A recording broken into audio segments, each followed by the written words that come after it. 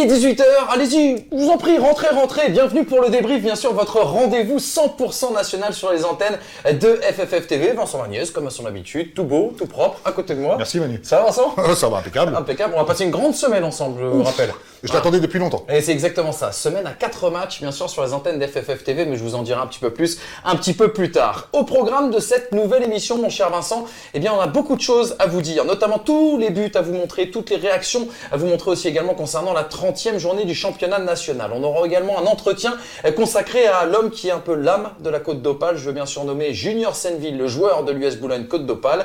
Et puis, on évoquera dans un troisième temps, eh bien, le duplex qui va nous intéresser ce soir sur les antennes de Canal Plus Sport avec QRM qui accueillera eh bien, le FC Annecy et le Sporting Club de Bastia qui accueillera lui aussi également eh bien, le Sporting Club de Lyon. Ce soir, on pourrait peut-être avoir déjà un club qui pourrait valider son ticket en tout cas vers la Ligue 2, mais on va tout vous expliquer et puis on fera un point sur l'actualité de ce week-end qui a encore été très chargé. Bref, en attendant, 6 matchs se disputaient sur les antennes d'FFF TV ce week-end et on en parle tout de suite dans le Tour des Stades.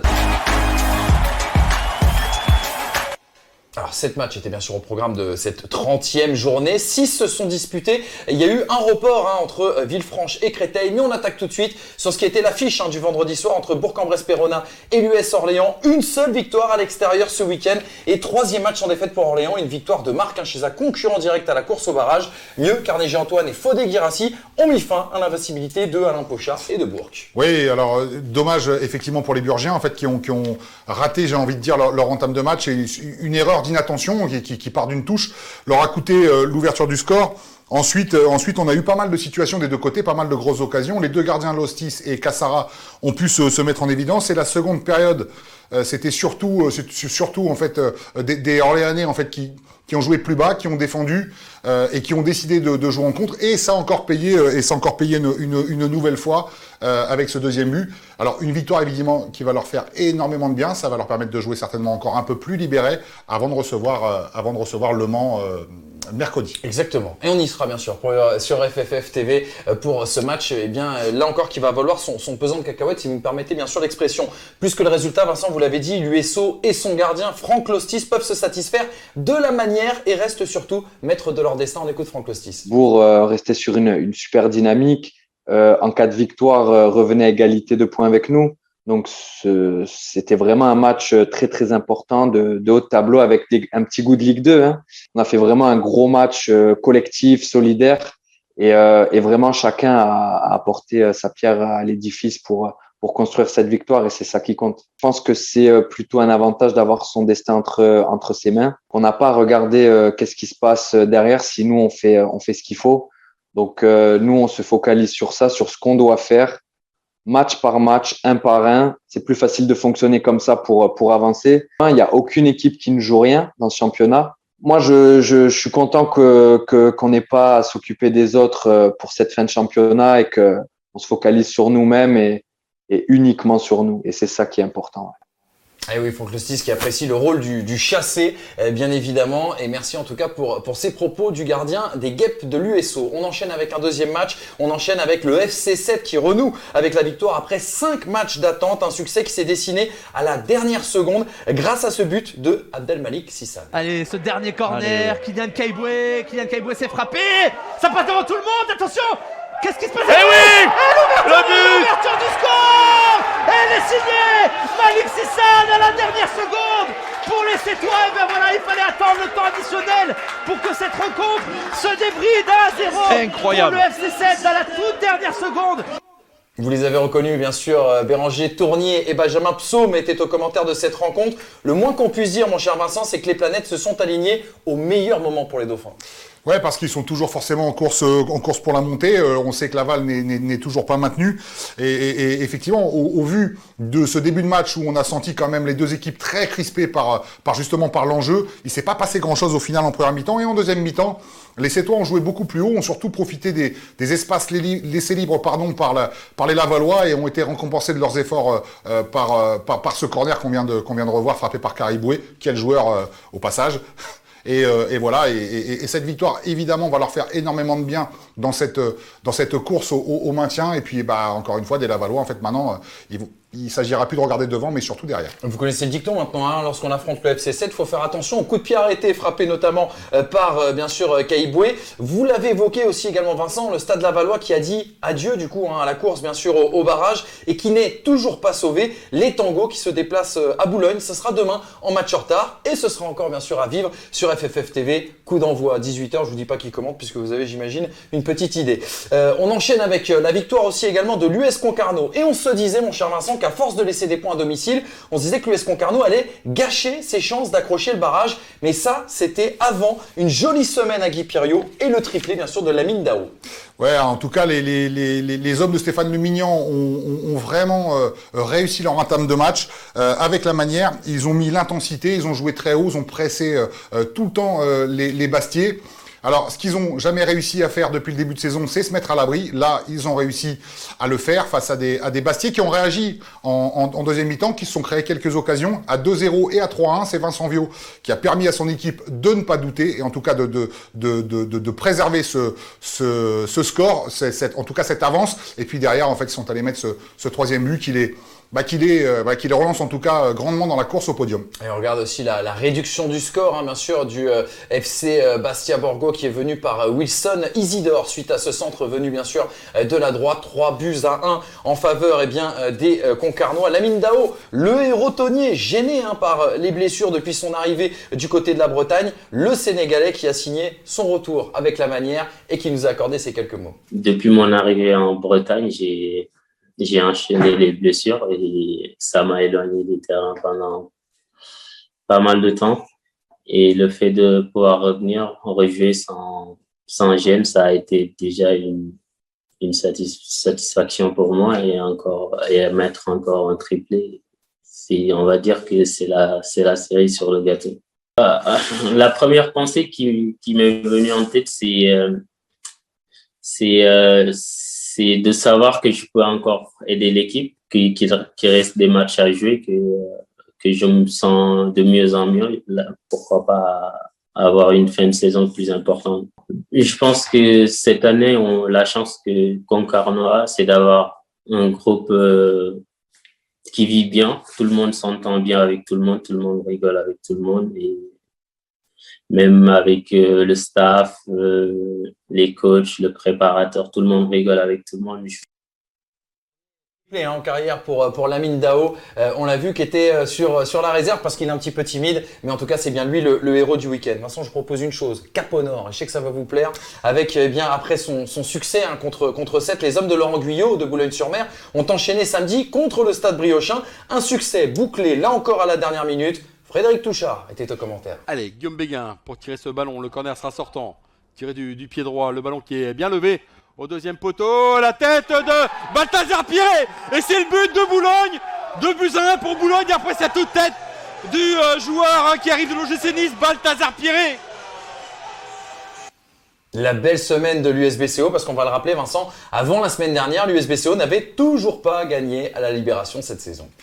Ouais, et puis là, en tout cas, c'est face à une équipe de Saint-Brieuc ultra performante dans le jeu. Tout le monde s'accorde à le dire. Les Boulonnais, en fait, devaient continuer à gagner, comme tu l'as dit, après sa victoire face à 7. Et là, encore une fois, elle l'a fait avec la manière. Alors, la seule différence qu'il y a entre cette équipe de Boulogne d'il y a quelques semaines et celle qu'on connaît maintenant depuis quelques jours, c'est simplement l'efficacité. C'est des Boulonnais, en fait, maintenant, et même menés au score sur un bijou de Zana Allé, en fait, l'ouverture du score de Saint-Brieuc. À aucun moment, ils n'ont paniqué. À aucun moment, ils ont eu peur. Au contraire, on sent une équipe qui est en train de retrouver un peu ses forces. Ils ont continué à attaquer. Et puis, voilà, ils ont été récompensés dans les arrêts de jeu sur ce corner qu'on a vu. Et il y a quelques jours, quelques semaines de cela, en fait, cette équipe de Boulogne, c'est elle qui aurait pris ce genre de but. Exactement. On a vu, bien sûr, le deuxième but de Balthazar Piré. On a vu aussi également un pénalty qui a été arrêté par Maxime Patier, bien sûr, un petit peu plus tôt dans le match, qui avait repoussé un petit peu l'échéance. Et vous avez eu raison, Vincent, d'insister sur ce bijou de Allé. On aurait mérité en tout cas de le revoir avec les commentaires, mais voilà, l'émission est un peu limitée, donc on ne vous l'a pas proposé. Je vous propose par contre, Vincent, qu'on écoute l'entraîneur boulonnais Laurent Guyot qui rendait hommage à l'état d'esprit de son groupe après une semaine, il faut le dire, quasi parfaite. Ce qui m'a plu, c'est la persévérance et puis surtout, ils ne sont pas non plus précipités, il n'y a pas eu d'impatience, je dirais. Un coup du sort encore, même si c'est de notre faute parce qu'on ne marque pas ce penalty. Et voilà, je pense qu'à ce moment-là, il y avait moyen peut-être de se contenter du nul, mais ils en ont décidé autrement. Et je dois les féliciter parce que, en tout cas, c'est de par la pression qu'on a su mettre sur l'adversaire et puis cette persévérance qui nous permet d'arracher les 3 points et qui nous font évidemment du bien quand on les ajoute à ceux du match contre 7 de mardi. C'est toujours la même chose avec un groupe jeune, on a toujours la peur du relâchement. C'est pour ça que j'avais insisté sur pas du soulagement mais pas de relâchement. Puis un autre coup du sort aussi, et c'est bien qu'on va lui dédier cette victoire, c'est Formose Mendy qu'on perd malheureusement jusqu'à la fin de saison. Et voilà, on lui souhaite beaucoup de courage et en tout cas on pense à lui et on lui dédie cette victoire pour qu'il puisse se remettre le plus rapidement possible. La jolie pensée de Laurent Guyot pour Formose Mendy, on s'associe bien sûr à cette pensée, l'ancien joueur donc du Red Star arrivé cette année du côté de l'US Boulogne-Côte d'Opale, et bien qui voit sa saison terminée malheureusement par une blessure. On a donné la parole à Laurent Guyot, donnons quand même la parole à Balthazar Pierret qui inscrit son premier but en national ce week-end, presque au meilleur moment pour son équipe. Et on est bien, on est en confiance, et ouais c'est sûr que celle-là elle fait vraiment du bien à tout le groupe, et comme on l'a dit, au-delà de ça c'est un état d'esprit. On sait que dans notre tête, on a envie de le faire, on sait que ça va le faire et il faut se battre jusqu'au bout. Ah ouais, il y a du mieux, comme on l'a dit, il y a du mieux, même dans le jeu, on arrive mieux à se trouver, il y a plus de mouvements, on ne panique pas. Non, franchement, on est en confiance, on se sent mieux, on travaille très bien, on est un bon groupe et voilà. Et on remercie bien sûr Gauthier Lemaître et les caméras et les équipes de USBCO TV pour nous avoir fourni ces images. On enchaîne avec bien le match nul entre Le Mans et l'US Avranches. Le Mans retrouvait le championnat après 3 semaines sans match. Des Manceaux qui ont ouvert la marque par Benjaloud Youssouf avant que Julien Anziani n'égalise dans le dernier quart d'heure. Votre avis sur cette rencontre, Vincent ? On a senti en fait justement des Manceaux en fait désireux d'aller chercher cette victoire, surtout qu'il leur reste, et tu l'as dit, puisque ça fait 3 semaines qu'ils n'ont pas joué, ils auront 2 matchs retard sur certains clubs de ce championnat. Et ils ont encore forcément la possibilité de jouer le podium. L'entame de match a été quasi parfaite pour les Manceaux. Ils auraient même pu doubler la mise 2 ou 3 fois, mais à chaque fois Brice Cognard s'est très bien interposé. Ensuite, en deuxième mi-temps, paradoxalement, ils ont un peu laissé le ballon aux Avranchinais. Et là, du coup, on a retrouvé quand même une équipe d'Avranches et des joueurs de Frédéric Oculot, en fait, qui ont retrouvé cette envie de jouer. Avec des très belles phases de jeu. Il y a juste à regarder en fait complètement l'égalisation des joueurs d'Avranches.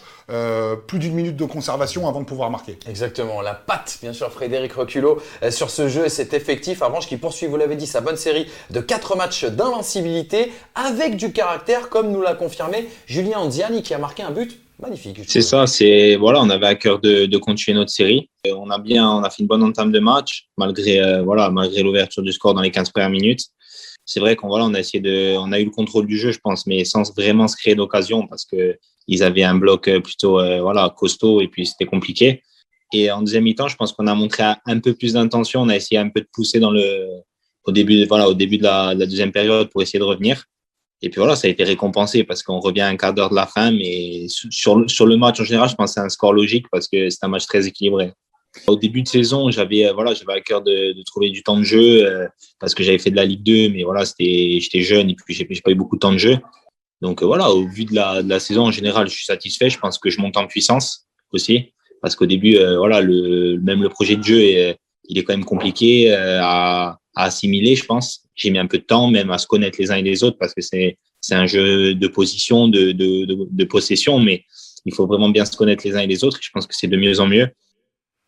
Ils se sont trouvés, Frédéric Reculot et Julien Anziani, ils parlent le même football et ça fait des miracles en tout cas du côté de l'US Avranches. Mont-Saint-Michel, Julien Anziani qui nous expliquait aussi également, on n'a pas pu vous mettre l'extrait, qu'il ne regrettait pas du tout justement d'être venu du côté de l'US Avranches et d'avoir rencontré Frédéric Reculot qui lui a permis de passer un cap. On s'intéresse à la dernière rencontre qui se disputait ce week-end dans cette 30e journée, ça tombe bien, on y était du côté du Stade Bauer. Vincent, le Red Star qui n'avait plus gagné à Bauer depuis le 4 décembre dernier contre Annecy, les Odoniens ont mis la manière pour aller chercher ce qui est pour moi, Vincent, leur match référence cette saison.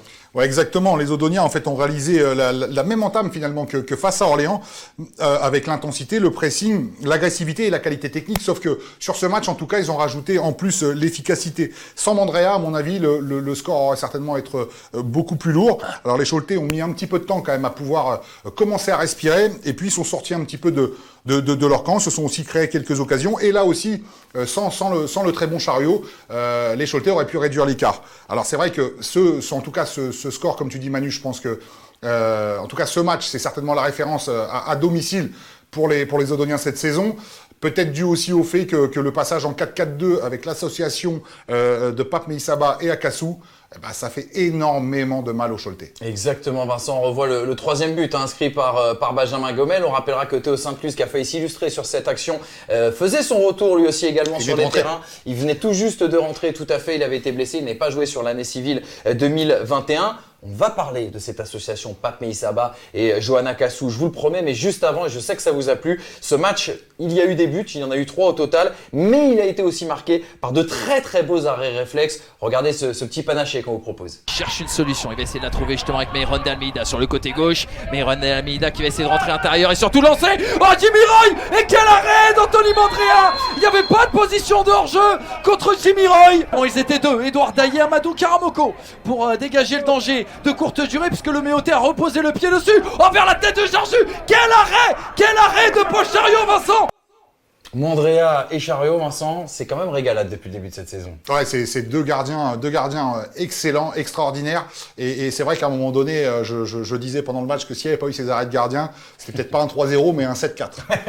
Ça nous aurait plu aussi, bien évidemment, vous moins, forcément, grand défenseur et avocat de nos gardiens de but en France. Vincent, si l'animation nous a beaucoup plu du côté odonien, on le dit, on le répète, Vincent Bordeaux avait changé de dispositif en passant à 2 attaquants. Un homme d'ailleurs symbolise bien le beau visage de l'étoile rouge vu et perçu samedi. Il s'appelle Johanna Kassou. Il était titulaire en tout début de saison, puis mis au frigo. Le buteur ce week-end nous a aussi enthousiasmé par sa générosité et son abattage défensif. Il revenait justement sur ce match. Avant le match, on le savait. On savait qu'on n'avait plus le droit à l'erreur. À force de croire qu'on avait des matchs en retard, qu'on pourrait rattraper le retard, ça nous a un peu plombé. Mais là, une fois qu'on s'est dit qu'on n'avait plus le droit à l'erreur, on s'est lâché. Et avec les coéquipiers dès le début du match, on s'est dit qu'il fallait tout envoyer sur 90 minutes pour ne pas avoir de regrets et c'est ce qu'on a fait.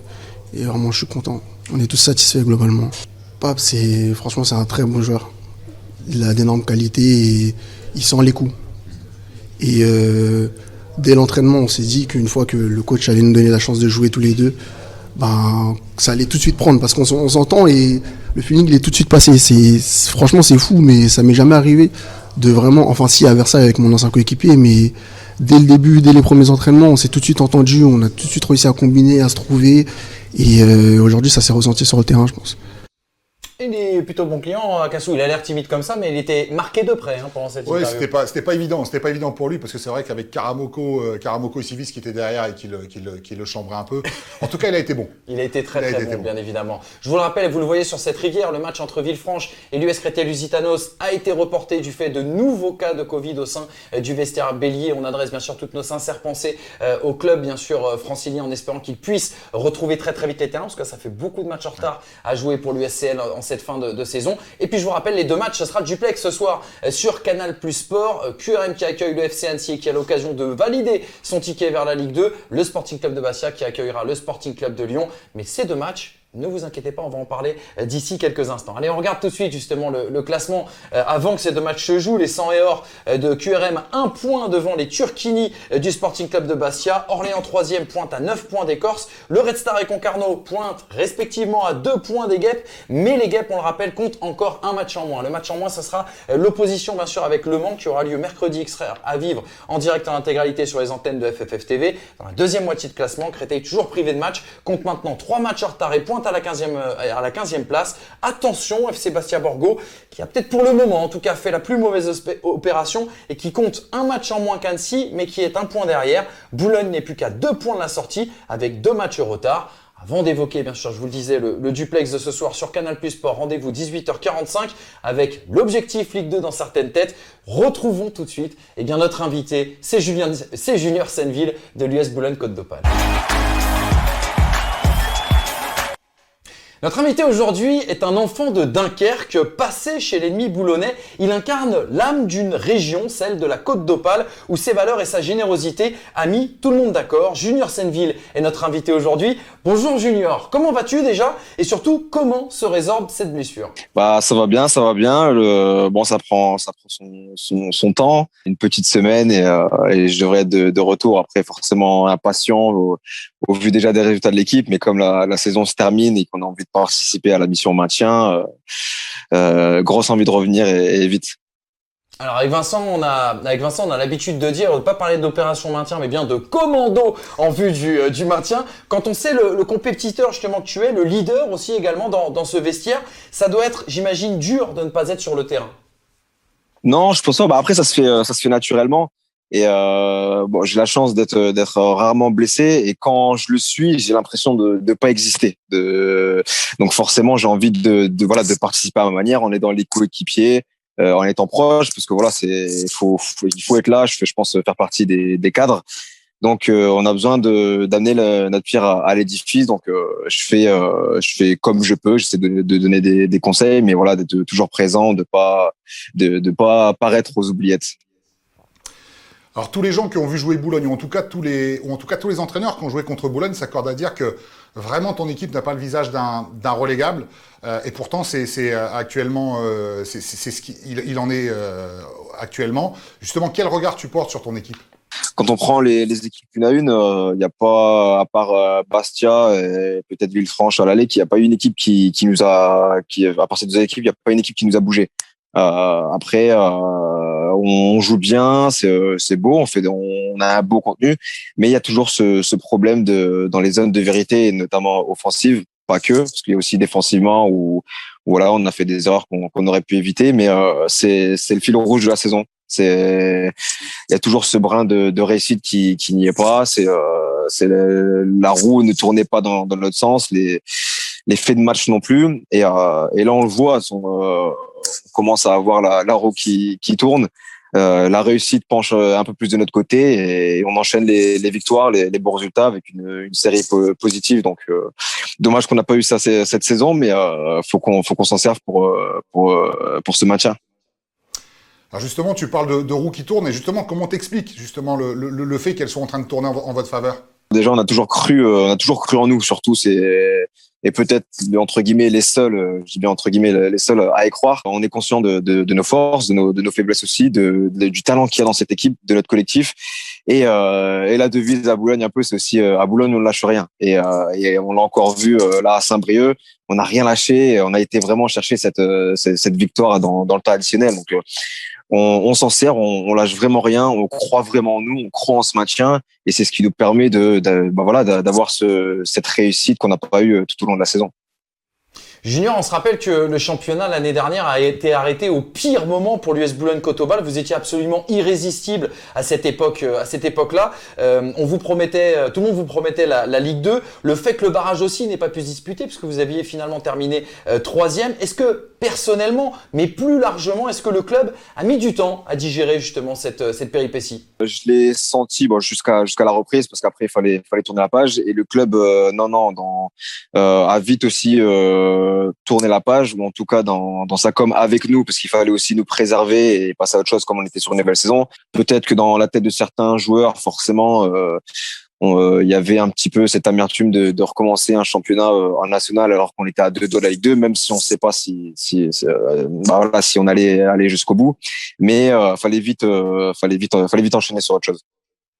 Alors justement, Junior, on en parlait tout à l'heure pour introduire ce sujet. Tu es un joueur de l'US Boulogne-Côte d'Opale aujourd'hui. Tu as fait par contre toutes tes classes du côté de Dunkerque, où tu as passé 15 ans de ta vie, où ton papa aussi également était une figure du club, une figure locale. Tu disais que le jour où tu as reçu l'appel d'Alain Pochat pour rejoindre l'USBCO, ça t'a donné des insomnies pendant plusieurs jours, plusieurs semaines.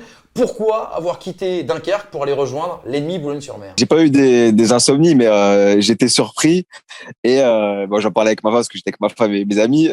Il y avait pas une appréhension, mais je dis oula. Donc voilà, il y a une signature qui va se faire du côté de Boulogne. Attention la réaction des supporters, mais des deux camps, parce que forcément, je suis dunkerquois. Quand tu signes chez le rival, c'est pas donc apprécié. Mais aussi du côté de Boulogne, surtout que le derby d'avant. moi, je m'étais fait expulser pour échauffourée. Il y avait eu des tweets et tout ça. Donc, mais au final, ça a bien été perçu du côté des supporters de Dunkerque et j'ai été bien accueilli du côté de Boulogne. Donc sur ça, il n'y avait pas eu de souci. Après, voilà, fallait faire la transition. J'ai toujours été quelqu'un, j'ai un clubiste comme on m'appelle le clubiste, donc qui mouille le maillot, c'est le club me donne la chance de jouer, je me dois de faire au minimum pour le club, pour les supporters qui sont là depuis X années. C'est le minimum à faire. Évoquons maintenant une date qui est inoubliable pour toi, mais cette image, elle nous a tous marqués, nous les passionnés du championnat national. C'est le vendredi 13 décembre 2019. Ton papa est décédé quelques semaines plus tôt, et tu reviens dans ton ancien stade, celui de Marcel Tribus, sous le maillot de Boulogne. Et là, il n'y a plus de rivalité, tout le stade qui chante pour toi et pour ta famille. Nous, on avait dit à l'époque que c'était un petit peu la magie du foot. On imagine que ce soir-là t'a marqué et que tu n'oublieras jamais dans ta carrière. C'est le match avec le plus d'émotion, forcément. Comme tu l'as dit, il y a eu d'habitude un derby, c'est rivalité. Il y a eu cette rivalité sur le terrain, forcément, mais que ce soit avant ou après le match, voilà, l'événement a pris le pas sur le football et voilà, donc ces ovations des supporters, les joueurs de Dunkerque aussi qui se réunissent, qui prennent l'initiative qu'on se réunisse les deux équipes au milieu du terrain, symbole fort. On voit que justement l'événement a pris le pas sur le sportif le temps d'un instant et voilà, c'était de grosses émotions et forcément match en jeu, hein, comme on revenait aussi sur eux, il y avait quelque chose à jouer, match attention comme il y a eu aussi un carton rouge. Et c'est à la fin du match où voilà toute la tension est redescendue, et on prend conscience aussi de certaines choses. Mais ouais, c'est match mémorable et comme je dis, je remercie vraiment tout le monde des deux côtés parce que les deux clubs ont vraiment mis les moyens, les intentions pour que ce moment soit mémorable et rendre hommage aussi à mon papa. Donc c'était vraiment un moment fort. Alors, t'es l'homme de deux clubs, mais surtout l'homme d'une seule région. Et on dit souvent que dans le Nord, on vit le football différemment. Est-ce que tu es d'accord avec ça? C'est la mentalité de la région. C'est pas non plus une région, entre guillemets, le plus riche de France. C'est les supporters dans la vie de tous les jours se battent pour avoir ce qu'ils veulent. Dans leur métier aussi, voilà, ça bosse dur. Donc forcément, ils veulent voir des joueurs à leur image sur le terrain et on essaie de retranscrire ça comme il faut. Alors on a exhumé une très jolie phrase, moi je trouve qu'elle te ressemble énormément, de notre confrère Sylvain Liron du côté de la Voix du Nord qui a écrit ceci, c'était en janvier 2021. Junior Senneville, je vais y arriver, fait partie de ces mecs à l'aise à l'oral et qui ont connu l'étage en dessous, moins formaté, son discours est intelligent, son analyse pointue, son discours de vérité. Justement, toi Junior, tu as joué 209 matchs de championnat national, tu as été en plus un garçon très très polyvalent, tu as évolué à beaucoup de postes, tu as souvent été titulaire sur ces 209 matchs. Qu'est-ce qui t'a manqué jusqu'à présent pour jouer au-dessus? Je pense que pour aller au-dessus, il faut vraiment se démarquer sur un point fort. Je pense que me concernant, il n'y en a pas un qui se démarque vraiment. Ensuite, il y a toujours un cap mental aussi qu'il faut essayer de franchir. Et aussi, je pense aussi que voilà que la polyvalence, ça peut être aussi jouer contre moi parce que peut-être si tu fais une saison pleine à un poste, on te voit un peu plus plutôt que voilà faire pas bricolage parce que c'est pas du bricolage parce que c'est un plaisir pour moi de pallier au manque s'il y a des manques à l'équipe. Mais ouais, c'est un peu peut-être cette polyvalence qui a un peu joué en ma défaveur. Même si justement ma polyvalence m'a permis justement de plus jouer que d'autres fois où si je suis numéro 2 à un certain poste, je peux pallier à un autre, moi je dis pas non. Donc ça me permet de jouer. Donc la polyvalence a ses bons et ses mauvais côtés. Donc ouais, je resterai sur la polyvalence et aussi ce point fort qui me manque, je pense. Et tu as 30 ans depuis fin janvier, ça fait 10 ans que tu joues chez les grands, chez les seniors.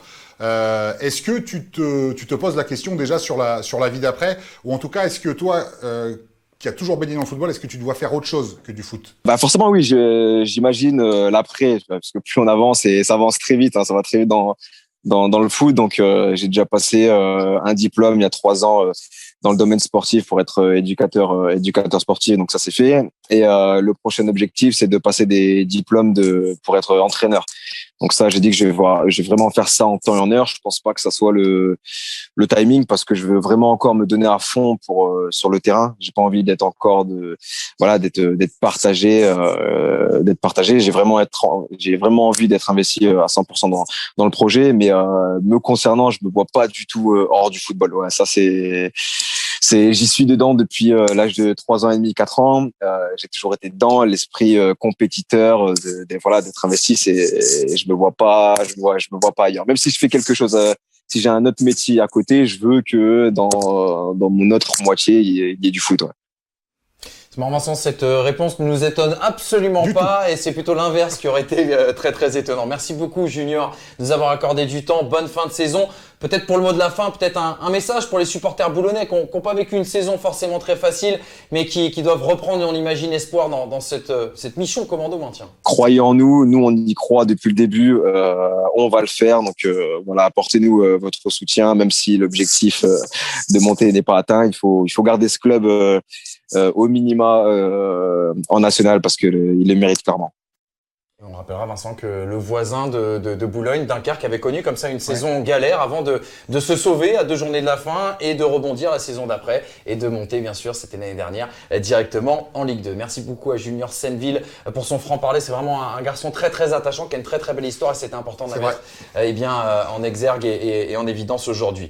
Les amis, il y a 2 matchs qui vont commencer dans très exactement 15 minutes. 2 matchs qui restent à jouer dans cette 30e journée du championnat national. Et on a intérêt à en parler tout de suite parce qu'il va s'en passer des choses ce soir. 2 matchs, je vous le disais, à vivre en duplex ce soir sur Canal+ Sport à partir de 18h45. Queviron Métropole reçoit le FC Annecy pendant que le Sporting Club de Bastia recevra le Sporting Club de Lyon. On fait le point tout de suite, Vincent, sur les conditions d'accession. Je vais proposer un tableau qui est absolument magnifique. Regardez, c'est fait maison, c'est fait main et je sais que ça vous plaît beaucoup. On a d'un côté Queviron Métropole qui, en cas de victoire ce soir, peut valider directement son ticket en Ligue 2. C'est simple, il restera derrière 15 points à prendre pour QRM et pour Orléans. Et le goal average particulier est en faveur des hommes de Bruno Irles par rapport à l'US Orléans. Du coup, 6 victoires, ticket validé directement pour la Ligue 2. Si jamais il y a nul ou il y a une défaite, on pousserait l'échéance à la 31e journée. Ce sera face au FC Bastia Borgo. Le Sporting Club de Bastia, même s'il y a victoire ce soir, les hommes de Mathieu Chabert, eux, ne peuvent pas monter dès cette journée, mais ils se rapprocheraient, ils feraient un pas de plus avant le match en retard de l'US Orléans, qui, je vous le rappelle, aura lieu ce mercredi. Il manquerait uniquement 1 point au Bastia pour valider le retour dans la sphère professionnelle. Et on sait qu'il est attendu, bien sûr, du côté de la citadelle bastiaise. Et on rappellera par contre, ça c'est un petit point très très important, que le goal average particulier entre le Sporting Club de Bastia et l'US Orléans est en faveur des Guêpes. Du coup, il va falloir faire la différence au nombre de points. Vincent, avant de rentrer un petit peu plus et de parler un petit peu plus peut-être de QRM, qu'est-ce que vous inspire là, ce duplex qui nous attend sur les antennes de Canal+ Sport?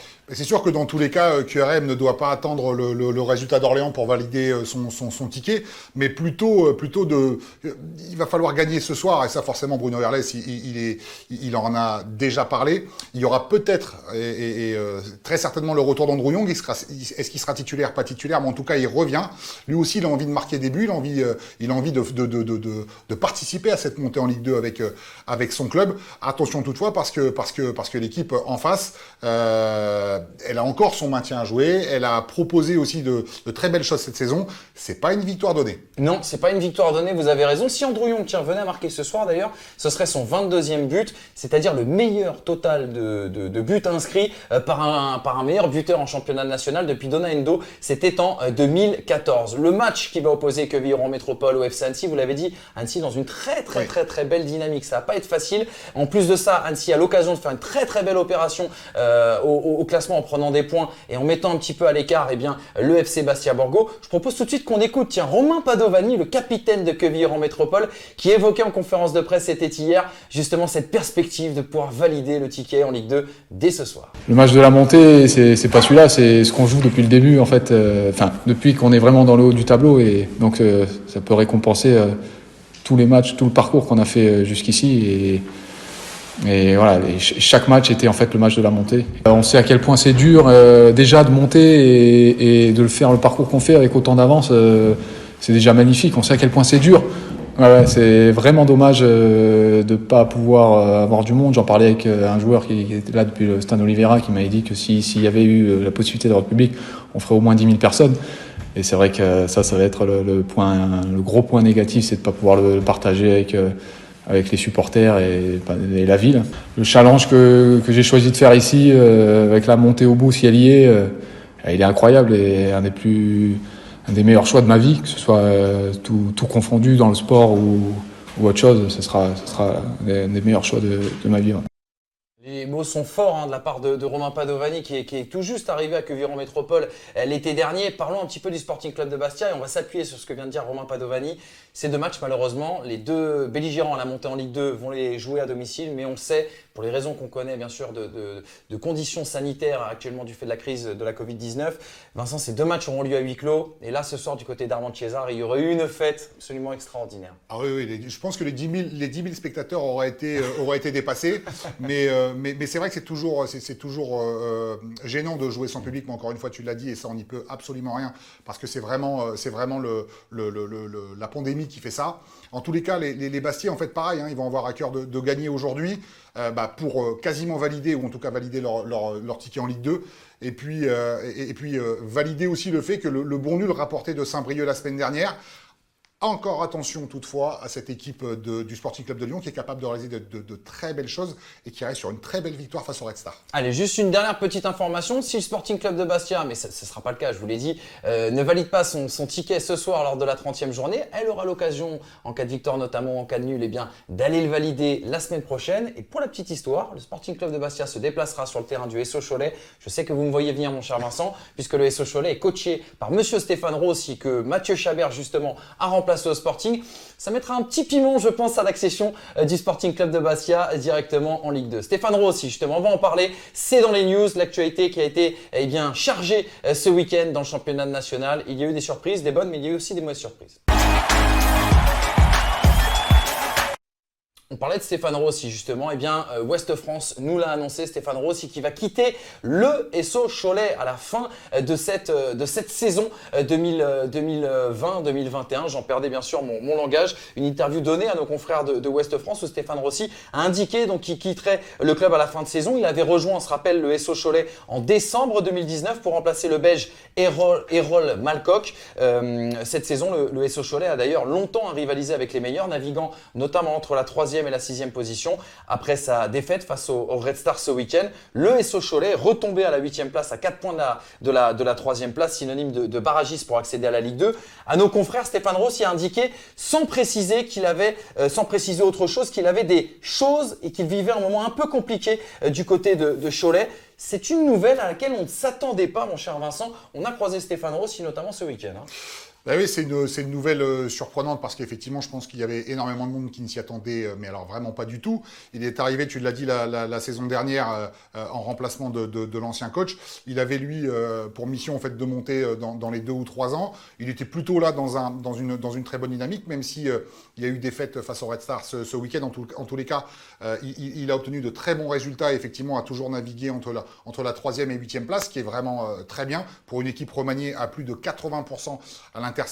Donc là, c'est vrai que c'est une décision, en fait, en tout cas, qu'on ne maîtrise pas, parce que c'est Stéphane qui la prend, mais en tous les cas, il a dit aussi qu'il n'avait pas d'autres projets, en tout cas en vue. En tout cas, il ne veut pas forcément tout de suite repartir en Corse. Et que ce n'était pas, exactement, le manque, en tout cas, de l'île de Beauté qui avait motivé cette décision. On est d'autant plus surpris qu'on a eu l'occasion de le rencontrer. On vous avait d'ailleurs diffusé cette très belle interview dans le débrief. C'était il y a 1 mois et demi, 2 mois du côté de Laval, où Stéphane Rossi nous avait parlé de son projet du côté du SO Cholet. Il était arrivé avec l'objectif, la moitié de saison dernière qu'il a coaché, de faire un véritable audit au sein du club afin de de voir les forces et les faiblesses, de réajuster complètement l'effectif pour pouvoir viser à moyen terme la montée en Ligue 2. Il n'est pas passé loin cette année et il disait à l'époque, si c'est pas cette année, ça sera l'année prochaine. Et on peut lui faire confiance, Stéphane Rossi, puisque c'était l'homme qui a fait monter le CA Bastia avec le plus petit budget du national lors de la saison 2012-2013 directement en Ligue 2. Stéphane Rossi, l'homme qui fait des miracles, mais l'homme qui quittera donc le SO Cholet à l'issue de cette saison. La deuxième nouvelle, elle est un petit peu plus heureuse quand même, Vincent. C'est un projet, ça y est, qui va voir le jour du côté du Red Star. Ça fait des années qu'on en entend parler, mais ça y est, les travaux de rénovation du côté du Stade Bauer, les travaux de rénovation surtout du côté de Marville, vous voyez ces très très belles images fournies d'ailleurs par le club, ont commencé. Nouvelle étape dans le développement des infrastructures du Red Star. Fin 2020, on s'en rappelle, le Red Star avait lancé une consultation auprès des entreprises pour la réalisation des travaux du côté de Marville, qui servira notamment d'académie en attendant l'agrément de centres de formation en cas de montée, mais également de maintien en Ligue 2. Marville qui sera aussi le nouveau terrain d'entraînement de l'équipe professionnelle. Alors ils ont pu compter pour ces travaux sur le soutien de la région Île-de-France et de l'accompagnement aussi du département de la Seine-Saint-Denis. Les travaux eux, seront terminés pour la fin juin 2021. Cette rénovation est, je le rappelle, le pilier stratégique de la feuille de route 2024 érigée par le président Patrice Haddad. On se rappellera que l'an dernier avait été inaugurée la première promotion de l'Académie Red Star avec Steve Marley pour parrain. En septembre 2020, une deuxième promotion a déjà pris d'ailleurs ses quartiers du côté de Marville. En résumé, le site de Marville, c'est 2 terrains à 11, 2 espaces de vie et de repos, un réfectoire, une salle de musculation de 100 mètres carrés. On va y aller, Vincent, je vous le promets. Et puis des espaces de bureau, 5 vestiaires, dont 2 homologués, une salle de cryothérapie, une plaine pour le travail spécifique gardien, une piste d'effort, le tout sur un total de 4 hectares. On notera aussi que les travaux de réfection du Stade Bauer ont commencé eux aussi et devraient permettre à l'Étoile Rouge de pouvoir accueillir dès la saison prochaine en cas de montée les matchs de Ligue 2. Ça, c'est une véritable mini, voire énorme révolution pour le Red Star qui, à chaque fois qu'il a dû monter en Ligue 2, n'a pas pu disposer de son stade et de son entre historique, ce qui sportivement les a forcément pénalisés. Vincent, on le voit, on l'a vu avec ces images, le chantier est énorme. Mais c'est une révolution même pour des gens comme nous qui commentons le national depuis des années. Exactement, tu parles de chantier et là on a vu effectivement les images. C'est plus vraiment ce qu'on a entendu depuis 8-9 ans où on a entendu énormément d'idées, de projets, mais rien ne s'était vraiment mis en place. Là aujourd'hui, ça y est, c'est parti. Ils ont vraiment le projet qui est parti à fond les ballons avec tous ces travaux. Le stade, effectivement, ça va être quand même un sacré atout de pouvoir avoir son propre stade parce que jouer à Beauvais, c'est pas évident, et pour les supporters et pour les joueurs. Et puis un autre point aussi important, c'est qu'à un moment donné, forcément, il va y avoir centre de formation, que le Red Star est professionnel depuis quelques années. Ce club n'a pas son centre de formation, donc forcément, travaille très bien chez les jeunes, mais au final, à un moment donné, à 14, 15, 16 ans, les jeunes, ils s'en vont dans d'autres centres de formation. Exactement, c'est d'ailleurs la petite phrase du président Haddad qui aime la répéter. Je travaille gratuitement pour le football français, mais ça pourrait bien voir fin en cas de montée en Ligue 2, de maintien aussi, qui permettrait d'avoir le fameux agrément pour parler non plus d'une académie, mais bien d'un centre de formation. On a été complet sur cette information-là. Vous comprenez pourquoi il y a de la pression aujourd'hui sur Vincent Bordeaux pour cette montée en Ligue 2. Et ils ne sont pas les seuls à la vouloir, cette montée en Ligue 2. Merci à toutes et à tous, bien sûr, d'avoir suivi cette nouvelle émission du débrief. On s'approche petit à petit de la fin de cette saison. Peut-être que ce soir, on n'aura que Villers Métropole officiellement en Ligue 2. Rendez-vous dans 2 minutes sur Canal Plus Sport pour suivre ce duplex de grande qualité. Et puis en attendant, on se retrouve, nous déjà. Je vous le rappelle, alors le programme il est fastidieux. Demain, rendez-vous à 18h pour Boulogne-Laval. Mercredi, rendez-vous à 19h pour US Orléans-Le Mans. Vendredi et samedi ensuite, on vivra la 31e journée en direct et en intégralité sur les antennes de FFF TV. Il y aura toujours l'affiche qui sera retrouvée sur Canal Plus Sport. Bref, vous l'avez compris, il y a du national quasiment tous les jours et on se retrouvera nous aussi lundi pour le débrief. En attendant, on vous quitte et on vous laisse avec les meilleurs moments dans les coulisses de vos clubs préférés. Merci Vincent, toujours un plaisir d'être avec vous. Salut. Et à demain. Et à demain. Même heure, même endroit.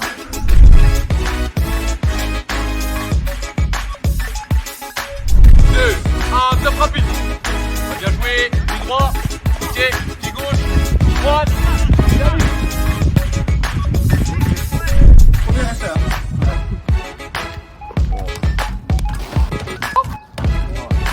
Oh dommage.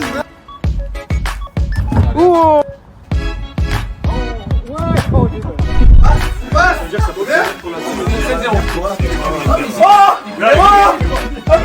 Fais des techniques un peu là. Caca.